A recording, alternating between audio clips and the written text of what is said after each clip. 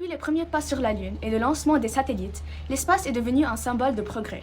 Pourtant, il est aujourd'hui menacé par des millions de débris spatiaux issus de satellites et fusées abandonnées.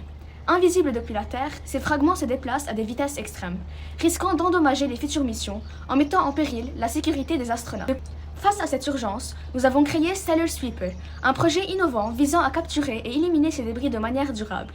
Inspiré par la NASA et l'ESA, nous voulons apporter une solution concrète à ce défi mondial pour préserver l'espace et garantir l'avenir de l'exploration spatiale.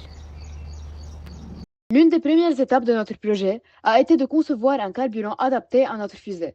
Nous avons décidé d'utiliser un mélange de saccharose et de nitrate de potassium, une alternative plus économique et plus accessible que les carburants traditionnels comme le kérosène ou l'hydrogène liquide.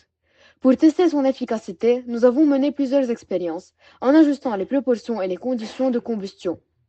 Nos premiers essais ont révélé que le carburant brûlait rapidement, mais que la propulsion était insuffisante pour faire décoller la fusée.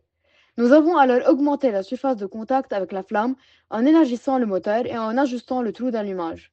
Nous avons également testé différentes compositions du mélange en passant de 75% de KNO3 et 25% de saccharose à un ratio optimisé de 65% de KNO3 et 35% de saccharose.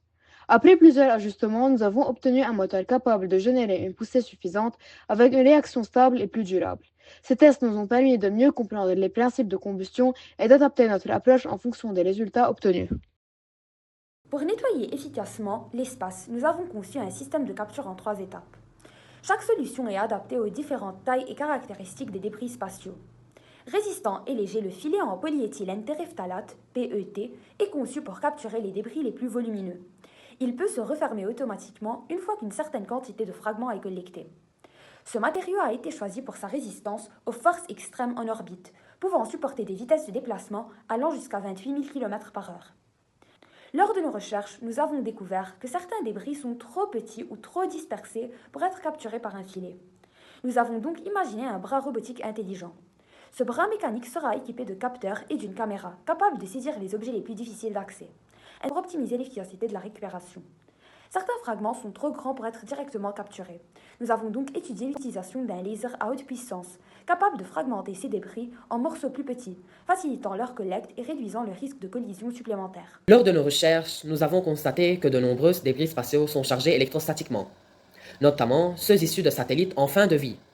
Nous avons donc développé une technologie basée sur les champs électromagnétiques pour les attirer et les capturer. En appliquant la loi de Coulomb, nous avons calculé la force d'attraction nécessaire pour piéger efficacement les particules légères. Notre prototype utilise des pôles électromagnétiques constitués de tiges conductrices en cuivre ou en aluminium alimentées par une batterie rechargeable de 12 volts. En testant différentes intensités de champs électriques, nous avons pu observer que ce système pouvait capturer efficacement de petites particules chargées. Cependant, cette méthode ne s'applique pas aux débris de grande taille. C'est pourquoi nous avons combiné cette approche avec notre filet PET et nos bras robotisés, garantissant ainsi une récupération plus complète des fragments en orbite. Donc, pour assurer une autonomie totale en orbite, notre système est entièrement alimenté par des panneaux solaires. Dans l'espace, l'absence d'atmosphère permet aux panneaux de recevoir un rayonnement solaire direct, augmentant leur efficacité énergétique. Cependant, nous avons également identifié plusieurs défis. Les températures extrêmes peuvent altérer les cellules photovoltaïques. Puis, l'accumulation de poussière spatiale peut réduire leur rendement. Enfin, le stockage d'énergie doit être optimisé pour assurer un fonctionnement continu, même dans l'ombre terrestre. Pour répondre à ces contraintes, nous avons intégré une batterie rechargeable et un régulateur de tension, garantissant une alimentation stable et efficace. Ce système permettra d'alimenter les capteurs, le bras robotique et les autres éléments embarqués. Notre projet pourrait évoluer vers une solution à plus grande échelle avec un satellite autonome dédié au nettoyage de l'espace. Ce satellite combinerait nos technologies de capture, filets, bras robotiques, lasers et champs électromagnétiques et utiliserait les propulseurs réglables pour se positionner de manière optimale. Lorsque le satellite aurait collecté une quantité suffisante de débris, il enverrait un signal vers la Terre pour déclencher une mission de récupération.